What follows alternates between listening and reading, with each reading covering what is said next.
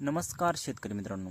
बऱ्याचशा भागामध्ये मोठ्या प्रमाणात पाऊस होत आहे, त्यामुळे कापूस पिकांमधील मोठ्या प्रमाणात पातेगळ तसेच बोंडसड ही होत आहे.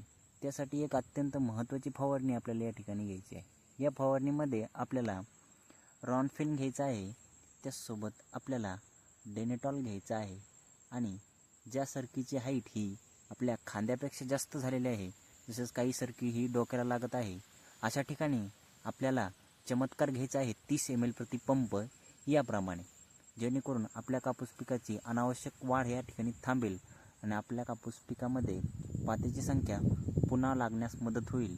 आणि ज्या ठिकाणी बोंडसड होत आहे त्या ठिकाणी आपल्याला एक बुरशीनाशक वापरायचं आहे. बुरशीनाशकामध्ये आपल्याला टिल्ट घ्यायचं आहे.